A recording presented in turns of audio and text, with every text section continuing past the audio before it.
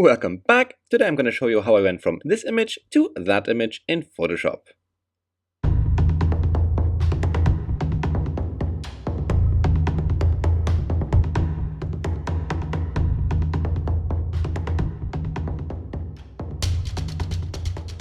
Alright guys, my name is Philip and let's jump right into Photoshop. So here's what's going to happen. I want to darken down the whole area around this circle with this spiky wire, however you call that, right? And I want to make sure that I have a monochrome color on the outside and a very kind of, let's say, a strong and happy color, Bob Ross reference, happy little color inside of the circle right here. And everything else, of course, we're going to blur the whole thing a little bit. So we're going to create a radial blur, a blur, which will draw the attention of the eye onto the center of this very image. Then we're going to add some birds here, and that's actually going to be it. So it's not that hard, it's actually quite fast, but good fun to, let's say, live out your creativity just a little bit more than usual. So first things first, let's duplicate that background layer as I'm always doing by hitting Command and J on the keyboard. And as we see down here, we have an interesting layer called DC00636.jpg copy. Good, so once we have done that, let's get started and work maybe first on the outside a little bit. So first we could theoretically darken things down, but actually, you know what, let's do it a bit differently. So with the new layer selected, I'm going to go to Filter, and I'm going to go to Camera Raw Filter. And the reason I'm doing that, we will see in just a second. And there we go.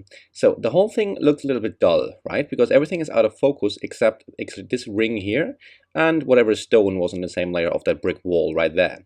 So what I want to do, I want to increase the clarity within that circle a little bit so that we have some more, well, some more clarity in the landscape in the back right there. So I'm just going to take that clarity slider and drag it over to the right to something maybe, why not all the way? Might as well. Well, maybe not done all the way, but maybe something like this. And should we play with the vibrance at this point already? I think we should keep that for later. Let's just hit OK there and wait until Photoshop decides to finish. Perfect. Now, the effect is of course everywhere. This is not what I wanted, so I'm going to create a layer mask by hitting the little Japanese flag symbol down here on the lower right corner. And now we have that. And now I'm going to invert that layer mask by hitting Command and I on my keyboard. Now it's a black layer mask.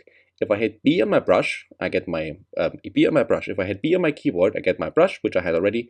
And if I paint now with white, so currently I have black as the foreground color. If I hit X, it's going to become white. If I paint with white now within that layer mask, I can decide where I want to have the effect visible and where I don't want the effect to be visible. So let's go with an opacity of, why not 100%, and bring that effect into this circle, and I'm going to make a very rough job here, right? So usually you want to make sure that you cut out the metal wire here properly so that it doesn't look like, you know, you don't know how to cut things out in Photoshop. So just me, I went over the edge there. Luckily, we can still correct it easily. So just keep in mind, I'm going to, you know, be fast as possible. I'm going to hit X, and just here, I'm going to make sure that I don't go over the edge of this metal wire. Okay. That should be all right, something like that. Cool, so if I switch that thing off and on now, we see that just within the circle, essentially I have the effect visible. Cool, that's a good start. Now let's darken down the whole thing. So what I'm going to do is I'm going to create a curve adjustment layer, just by hitting the curve adjustment layer symbol down here, and I'm going to bring it down. I bring it down a good bit to maybe something like this. I'd say would not look bad. Good, we can always make it darker later if we feel like. Now, what I want to do is I will hold Alt on my keyboard and go to the layer mask we have just created before and drag and drop it onto the new layer I have just created. Photoshop's going to ask me if I'm happy to replace that layer mask, and I'm going to say, yeah, go for it. And now it's exactly the other way around. So I'm going to select that layer mask and hit Command and I. And what that does, as you can see, it'll just make sure that the effect is now everywhere except in that circle because we have inverted it, right? And that gives us a little bit of a chance to maybe make that a bit better. So now I want to paint with black and my brush and just want to make sure I get the edges here properly. I'm just going to through the inside again and make sure to be at least a little bit more precise than what we had there before, right? Just a bit. Something like that. I'm going to hit X. Now I'm painting with white. I'm just going to make sure that there's no white coming out of the edges, basically here. Okay, well that's not bad. I kind of like that. Good. So the sky is still a bit too bright for my taste. It essentially, especially in the parts over here, which are not within that circle. So I'm going to create another curve adjustment layer, just like that, and bring it down again. Maybe to something like, I'm just looking at the sky, right? Maybe to something like this. Okay, that's not bad. And I think what would make sense is to give these clouds here, especially these, let me zoom in here, all right? So there is a lot of pattern here, so you can actually, if you think a little bit, right, you can distinguish there's a bit more cloud here, or brighter clouds here, there are darker clouds here. I don't want these kind of patterns to be heavily visible, so let's just give that a good old blur. And the way to do this is by hitting Command, Alt, Shift, and E on your keyboard, which will create something which is called a stamp visible. And the stamp visible does nothing else than copying everything you can see onto a new layer, as you can see right here. As usual, I will have all the shortcuts in the description of the video, as well as in the blog, of course. So once I have that done, I'm going to go to Filter, Blur, and I guess we can go with a Gaussian blur. Not this radius, no. Maybe something like, you know what? No, that's going to blur too much. I'm not a big fan of too much. Instead, we're going to go to Filter, Blur, and we go to Radial Blur. Cool, and here we go to Zoom for the method. And now we're going to have to choose an amount which is appropriate for the situation. I'm going to go with 10 pixels and see what's happening. I'll leave the center exactly in the center here. And theoretically, we could go a little bit more. So let's hit Command and Z to make that, to reverse that. And then again, go to Filter, Blur, Radial Blur, and just increase to maybe something like 20. Hit OK. And see what happens. Yeah, I like that a bit better. So that makes the whole thing a lot smoother than it was before, right? So again, layer mask by hitting the layer mask symbol. And I'm going to hit Command and I on that layer mask, which will invert it. And with a brush, white color and an opacity of say 20%, make the brush nice and big. I'm just going to go over this area right here to take a little bit of these sharp edges between bright and not so bright clouds out of the equation. I'm going to hit X, make sure I do not bring the effect into the rest of the image just yet. We're going to do this later anyway. Okay, maybe something like that. That's already a lot better. Let's see, go before and after. Yes, so it has taken a lot of the sharpness out of this area back there, and the attention is not there anymore as bad, right? So that's kind of nice. Cool, so the next thing I would suggest to do, and I'm just going to do it because you can't stop me, is to work on the colors, especially in the middle of that thing a little bit more. So let's deal with the color a little bit, especially here, right? Especially the grass and the water and these, well, background areas right there. So what I'm going to do is I'm going to create a hue saturation layer just by clicking that. I'm going to increase the saturation to maybe something like that. And again, I'm just looking in here, right? So I'm going to increase the lightness also to maybe something like, not as much, maybe something like this. Okay, that's not bad. So now we have a lot more saturation. Let's close that down. And remember, we have created a layer mask which sort of defines what is the inner part of the circle and what is the outer part of the circle. So I'm going to use that layer mask by hitting Alt and drag it up to our new layer. Again, Photoshop will ask me replace. I'll say yes. Now the thing is exactly the other way around. So I'm going to hit Command and I to invert it. And now we have the color effect only visible within that ring, right? So that's a good start. But still, this grass here doesn't really look fresh. So if we imagine we have an outside which should look quite dead and monochrome, then I want to have at least some happy colors within that foreground area right here, right? Makes sense. So what I'm going to do is I'm going to create, how do we do it? We're going to create, I guess, another hue saturation layer. Why wouldn't we? And first of all, I'm going to try to play with the hue slider right here, okay? And again, I'm just looking at this grass here and at the grass there in the back. Okay, actually that's not bad at all. That's a nice, juicy, I guess I would call it, green color. So why wouldn't we use that? Cool. Let's invert that by hitting Command and I. And with a brush, I'm going to make it a little bit smaller. And an opacity of maybe 40% white color. I'm just going to bring that color through in the grass here. Okay, like that. That's not bad. We might as well, what is that putting in purple? I'm not the biggest friend of purple. Let's hit X and just remove it again. Purple should not be in that image that much. Hit X again, paint with white. I'm just going to go over the background mountain, like in this area back here a little bit, just to make sure the effect is visible there. Cool, so now we have a bit more lively grass, especially there in that, very center part with the grass, and that's not bad. Okay, we're actually, believe it or not, coming close to the end. Next thing I would like to do is give the clouds some more definition. I know it sounds kind of counterproductive because before we have taken it out, but now I'm going to do it for the whole sky. Okay, so what I'm going to do is I'm going to hit Command Alt Shift and E, doing the stamp visible, copying everything visible onto a new layer again. And again, I'm going to go to Filter, Camera Raw Filter, and once it's there, I'm just going to increase that clarity slider full to something like that.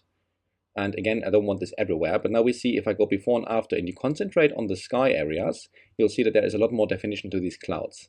And I'm going to need this in just a minute. Okay, so I'm going to create a new layer mask, and with a little bit of bigger brush, maybe something like this, and an opacity of 20% in the black brush, I'm just going to brush through in the very center part of that image and make sure the effect is not visible that hard everywhere here, especially here in this area on the side. I don't need it that bad, right? Also over here, it's not really necessary. Here, it's not too necessary because it brightens up things a little bit. But I kind of like that the stone has become a little bit more visible, and I especially like what it does to this sky. That's not bad at all. Okay, something like this maybe is not bad. Good. So now I would give the whole thing the blur it deserves. So I'm going to create another stamp visible by hitting Command-Alt-Shift-and-E. And as we see here, we have another stamp visible. And as before, I'll go to Filter, Blur, and Radial Blur. I'll leave the center where it is, because it should be approximately in the center of the image, somewhere here. And with an amount of, say, 21, why not? We might as well try. And the blur method of zoom, I'm just going to hit OK. Okay, so now we have this blur everywhere, which is not actually what we want. So as before, I'm going to create a layer mask, like so. And I'm going to hold Alt, go to one of our older layer masks where we have defined what is the inner part of the circle, and say replace my new layer mask with this one. Now I'm just going to have to invert that by hitting Command-I, and it's all good. So now the outside, excuse me, is blurred, whereas the inside is not. And that kind of gives a neat effect. I kind of like that, right? Why wouldn't it? It looks really like a portal, and there is, I don't know, a happy little world inside of that portal. Good. If you do a bad job with cutting out the metal wire, then the metal wire will be not visible at all anymore. You can fix it a little bit by having the layer mask selected and just painting black just over the inside of that, let's say, metal wire a little bit, so we get at least some sort of sharpness. So you can do that, or you just do a good job at the beginning and make sure you cut it out properly there. Okay, that's not bad. So the last thing, essentially the last thing we have to do is to add the color where I want it, and as I mentioned before, I want to have a monochrome look around this circle. So what I can do, I'm going to create a new layer by hitting Command-Alt-Shift-and-N on the keyboard. Now I have a new layer, and then I'm going to hit G on my keyboard, which brings up my paint bucket tool. And I'm going to select a nice, well, nice, of course, is in the eyes of the beholder, but let's say that color, right? Why wouldn't we? And I'm just going to fill that layer with this color, and I go from blending mode normal down to hue. Boom. And what that does, it gives exactly the monochrome look I want, but of course, as usual, everywhere in that image. And that is not really what we desire. So if we want to make sure that it's not everywhere in the image, as before, I create a layer mask, hold Alt, go to one of our previous layer masks, and just drag and drop that up. Bam, there we go. Now we have the monochrome color everywhere in that image, except in the very center part, right? So that's exactly what we wanted.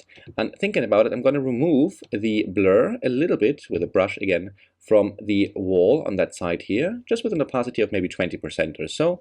Massive brush.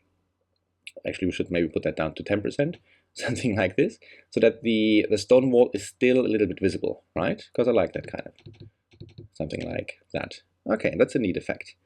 Good. And if we felt like, we could of course change the color of that outer monochrome color. We could also darken the whole thing down a little bit more if we feel like, to something like, I don't know, maybe something like that. Yeah, why not? And then again, drag and drop the appropriate layer mask up there by hit OK. Good, now it's a bit darker. Then the last thing really to do is to add the birds. And to add the birds, I'm just going to click, I'm going to click it with my fingers though. I'm going to hit Command-Alt-Shift-and-N to create a new layer again. I'm going to do a right click, and if you do not know where you can get bird brushes, I will put a link down in the description. And you can just download bird brushes for free. You could do them yourselves, but that's a little bit more of a pain. So I prefer just to download them, right? So on that new layer, I'm going to have, by hitting D, I'm going to select my default colors for my brush, which essentially means black and white, right? I'm going to pick a nice spot for that bird brush, and I can even zoom in a little bit if that's what I feel like, to something like that. I'm just going to put them here with black. I'm going to increase my opacity to 100%. I'm just going to hit it once to something like this. Now, of course, the birds like that will not be fitting into the situation because they're quite sharp, but the actual area where they are flying in is not, right? So you see it looks not right at all, basically. So what we can do, we can right click on that layer and say convert to smart object. Once we have done this, we can go to filter, blur, and Gaussian blur. Just like that. And here we can now, they're completely gone, select an appropriate amount of blur essentially, which allows us to make them fit better into the background. So we have to find the point where the blur is enough to make it believable that these birds are actually there. And I think here might not look too bad. Let's just hit OK. And the positive thing on a smart layer or a smart object is that you can always go back later, just double click it and adjust whatever you need to adjust within the adjustment you have just made. Not confusing at all, but you get the idea. Good, so now these birds fit beautifully into the image, and that is essentially all I had to do to work on this image. So it would appear that in the original image I went for a little bit of a brighter look, but the principle and the techniques apply. So as you see, a very simple image to create, fun as well, because, you know, to create something which is definitely not real, I like that. Why wouldn't you? Alright guys, if you liked the video, please do not forget to hit that thumbs up button, and also if you haven't already and you're new, please do not forget to subscribe. It'll help me out greatly.